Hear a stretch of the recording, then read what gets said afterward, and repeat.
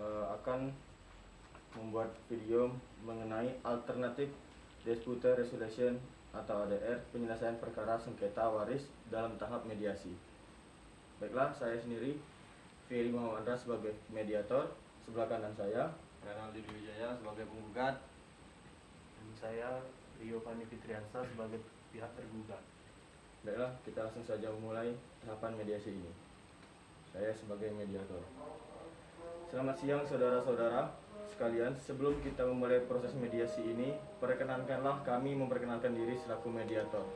Perkenalkan, saya Ferry Muhammad Andra SHMH selaku mediator dalam perkara ini, yaitu perkara sengketa waris. Sebelumnya juga saya telah melakukan banyak proses mediasi yang saya jalani. Maka sesuai pula dengan proses mediasi ini, saya berharap semoga semua proses kita jalani sesuai prosedur dan berjalan dengan baik. Nah, kami persilakan kepada saudara-saudara sekalian kiranya memperkenalkan diri terlebih dahulu. Selain dari pada keterangan diri, saya juga akan mencocokkan identitas para pihak di tempat ini dan pada sengketa ini. Baik kepada pihak penggugat beserta pihak yang bersangkutan dipersilakan untuk memperkenalkan dirinya, dan dilanjutkan diri dari pihak tergugat beserta pihak yang bersangkutan. Selamat siang saudara-saudara sekalian. Perkenalkan, nama saya Renaldi Wijaya. Di sini saya selaku penggugat bersama istri saya Nunung Cahyati dan ipar saya sebagai ahli waris, yaitu Renaldo Fri Altrio. Selamat siang saudara-saudara sekalian. Kenalkan, nama saya Rio Fani Fitriansa dan saksi saya dalam pembuatan sertifikat tanah di BPN yaitu Bapak Anugrah Dian Yustika Iskandar. Kebetulan beliau tidak dapat hadir dikarenakan ada pekerjaan yang mendadak. Baiklah, setelah memperkenalkan diri, di sini saya kembali menegaskan bahwa saya selaku mediator telah ditunjuk oleh kedua belah pihak yang telah sama-sama sepakat dan telah dibuat secara tertulis dalam surat perjanjian di antara keduanya. Mediasi merupakan cara penyelesaian sengketa yang atas permasalahan para pihak yang bersengketa melibatkan pihak yang netral untuk mempercepat tercapainya perdamaian. Saya selaku mediator akan bersikap netral dan mencoba mendekatkan persamaan kepentingan dan meminimalkan perbedaan kepentingan, dan bukan untuk mencari atau memutuskan mana yang benar atau mana yang salah, mengidentifikasi masalah dan menawarkan solusi yang dapat diterima kedua belah pihak. Baiklah, perlu saya jelaskan bahwa berdasarkan peraturan Mahkamah Agung nomor 1 tahun 2008 tentang prosedur mediasi, dalam pasal 7 disebutkan bahwa semua perkara perdata diajukan ke pengadilan pertama wajib dahulu diupayakan penyelesaian melalui perdamaian dengan bantuan mediator. Kita melalui proses ini dengan membacakan tahapan-tahapan yang akan kita lalui dan tertib dalam proses mediasi yang akan saya bacakan. Saya harapkan semua pihak untuk memperhatikan.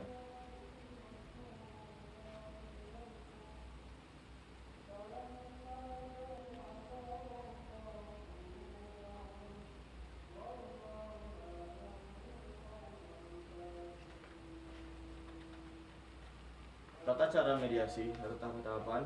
Yang pertama, mediator menjelaskan manfaat dan tujuan dari mediasi demi mencapai satu solusi yang tidak saling memihak antar pihak.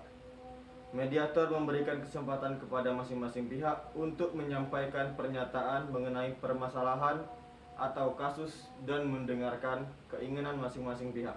Maka dimohon kepada pihak lain untuk mendengarkan dan tidak menyelah atau menyerang satu sama lain.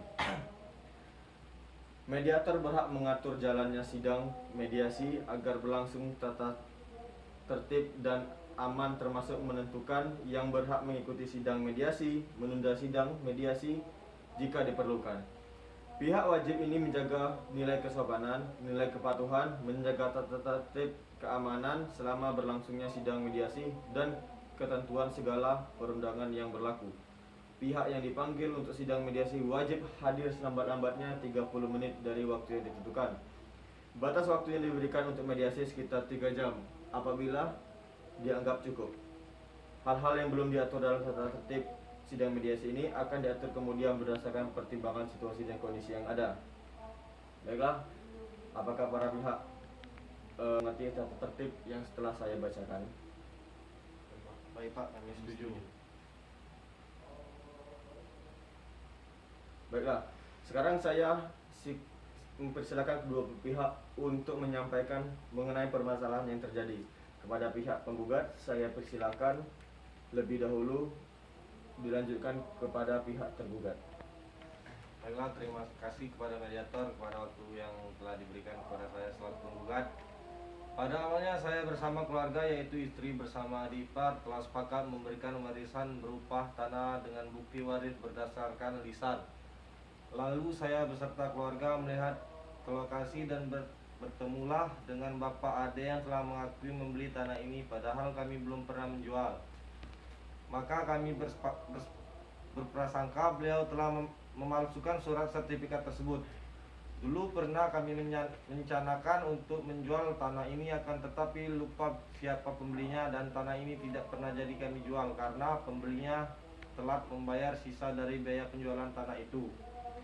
Maka kami memilih jalan untuk membuka tanah ini dengan membawa SKT Bapak Halim dan kebetulan kami kenal dengan Bapak David yang bisa membuat sertifikat tanah ini.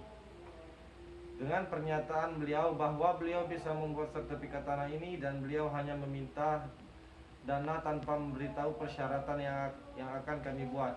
Itu saja yang dapat saya sampaikan kepada pihak mediator. Baik, terima kasih penggugat. Setelah kita mendengarkan keterangan dari pihak termohon, maka dari itu saya berikan kesempatan kepada pihak tergugat untuk menyampaikan permasalahannya kepada saudara. Saya persilakan. Terima kasih.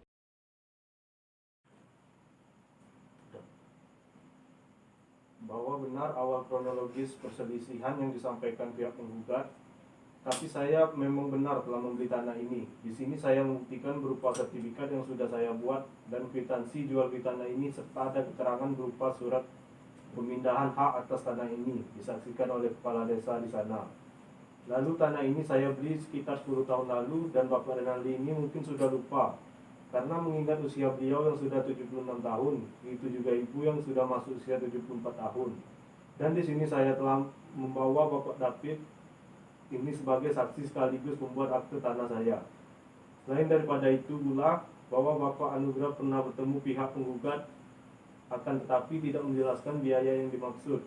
Pihak penggugat akan tetapi beliau menjelaskan persyaratan dalam membuat sertifikat beserta biaya yang harus dikeluarkan dalam membuat sertifikat tanah di kantor BPN. Maka dugaan saya di sini menilai kalau pihak penggugat yaitu Bapak Renaldi dan Ibu Nunung ada kesalahpahaman dalam memberikan kebenaran mengenai kepemilikan tanah ini. Selain daripada itu pula, saya kasihan melihat ahli waris atas kelalaian dari Bapak Renaldi dan Ibu Nunung ini. Terima kasih. Baiklah, karena telah mendengarkan statement dari para pihak, maka saya selaku mediator akan berusaha memberikan jalan terbaik di mana pada tahapan ini kita sama-sama mengharapkan win-win solution di antara kedua belah pihak agar tidak ada yang merasa dirugikan antar pihak. Setelah mendengarkan keterangan ini, setiap pihak saya ingin semua pihak membawakan semua bukti dari keterangan yang telah disampaikan. Kami hanya bisa pembuktian berupa SKT ini Bapak Mediator. Seharusnya kami membawa sertifikat ini akan tetapi karena sertifikat belum dibuatkan dari pihak BPN hingga saat ini. Sudah jelas pihak penggugat tidak bisa membuat sertifikat tanah ini karena mereka harus ada persetujuan dari saya. Seperti proses saya dulu membuat sertifikat tanah dengan mendapatkan persetujuan Bapak Halim. Maka di sini saya memberikan berupa bukti sertifikat tanah dengan nomor 00576 dan kwitansi jual beli serta keterangan Bapak Anugrah yang menyatakan bahwa benar akan keaslian sertifikat beserta kwitansi ini. Baiklah, terima kasih atas semua keterangan, penjelasan dan pembuktian dari pada semua pihak. Maka saya di sini meminta waktu untuk menyusun rumusan yang menjadi jalan keluar sengketa ini dengan dilanjutkan pada tanggal 4 Desember 2021. Baiklah, pada tanggal 4 Desember 2021 ini kita akan melanjutkan proses mediasi tahap kedua. Setelah saya menangkap dan memahami perkara ini, maka saya akan memberikan penjelasan serta keputusan atas sengketa ini. Di sini kembali saya tekankan sebagai mediator merupakan pihak yang netral. Maka sesuai dengan sengketa kali ini, maka saya akan sedikit meluruskan. Kita boleh melihat peraturan pemerintah nomor 10 tahun 1961 tentang pendaftaran tanah di dalam pasal 19 junto pasal 22. Para pihak boleh mendownload dari HP jika tidak ada. Mari sama-sama kita lihat. Pasal 19, setiap perjanjian yang dimaksud memindahkan hak atas tanah, memberikan sesuatu hak baru atas tanah, menggadaikan tanah, atau meminjam uang dengan hak atas tanah sebagai tanggungan harus dibuktikan dengan suatu akte yang dibuat oleh dan di hadapan pejabat yang ditunjuk oleh Menteri Agraria. Selanjutnya dalam peraturan pemerintah ini disebut pejabat. Akte tersebut bentuknya ditetapkan oleh Menteri Agraria. Junto pasal 22. Yang pertama, mengenai tanah yang sudah dibukukan, maka pejabat dapat menolak permintaan untuk membuat akta sebagai yang dimaksud pasal 19. Jika A. permintaan itu tidak disertai dengan sertifikat tanah yang bersangkutan, B. tanah yang menjadi objek perjanjian ternyata masih dalam perselisihan, C. tidak disertai surat tanda bukti pembayaran biaya pendaftarannya. Nah, di sini saya tarik kesimpulan bahwa suatu akte tanah tersebut bentuknya ditetapkan oleh Menteri Agraria. Lalu kita masuk junto pasal 22 ini mengenai syaratnya bahwa dalam pembuat akta ini, yaitu pihak BPN ini tidak bisa membuatkan sertifikat tanah dari bapak dan ibu ahli waris karena kita periksa bersama-sama. Dalam huruf A, pihak penggugat dan ahli waris sudah pasti tidak bisa membuat sertifikat tanah. Sudah jelas yang memiliki sertifikat tanah yaitu adalah Bapak Rio. Jika bapak dan ibu penggugat tidak mengakui tanah ini sudah dijual, maka Bapak Rio tidak bisa mungkin untuk membuat sertifikat tanah. Maka seharusnya bapak ibu penggugat harus mengakui bahwa tanah ini sudah dijual, walaupun beliau tergugat sampai terlambat melunaskan biaya tanah tersebut tetapi kan tetap saja beliau melunasinya. Lalu dalam huruf B, pada bapak atau ibu penggugat dan ahli waris juga tidak membuat sertifikat tanah. Ini masih dalam sengketa atau ada permasalahan antara Bapak Rio dan keluarga Bapak Renaldi. Lalu poin terakhir, bapak ibu ahli waris tidak bisa mendaftarkan karena tidak ada bukti pendaftarannya di BPN. Nah, di sini bapak ibu dan ahli waris juga mengapa harus menemui pihak BPN secara langsung. Jika beliau tidak mengerjakannya atau menipu, maka bapak atau ibu yang dirugikan. Lalu kepada pihak BPN juga seharusnya memiliki kewenangan dalam membuat sertifikat tanah, harus bisa menjelaskan dan membuat sertifikat tanah ini. Jadi pihak yang bisa saya menangkan yaitu pihak tergugat. Bagaimana para pihak? Jelas kira-kira akan tanggapan saya ini? Baik Pak. Baik Bapak, kami bisa menerima tanggapan Bapak dengan jelas. Sedikit menambahkan Bapak Mediator, karena saya kasihan niat ahli waris, saya ingin memberikan sedikit tanah saya berukuran 1 kapling yang nantinya akan saya bantu membuat sertifikatnya, serta saya menginginkan silaturahmi ini tetap dijalankan. Wah, bagus itu. Saya sebagai mediator juga senang karena tujuan diadakan mediasi ini yaitu saling menguntungkan. Maka saya berharap semua pihak mendapatkan keuntungan. Maka karena pihak penggugat dan pihak tergugat telah sepakat untuk berdamai, maka dalam hal ini akan disertakan untuk penandatanganan akta perdamaian yang menyatakan bahwa mediasi berakhir dengan damai.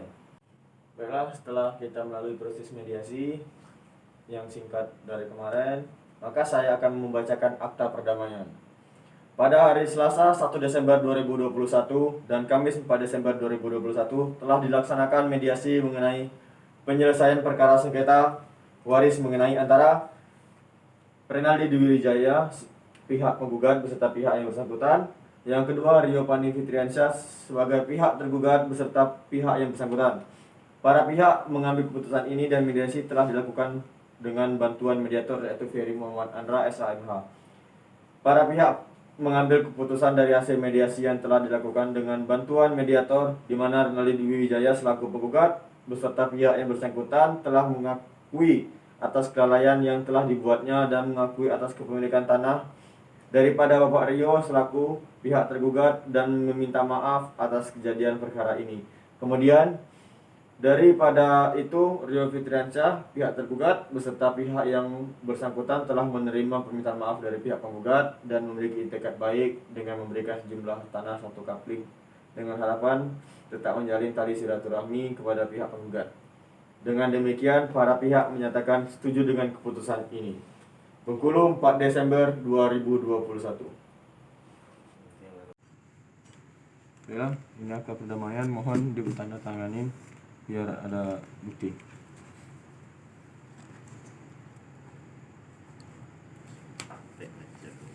Silakan.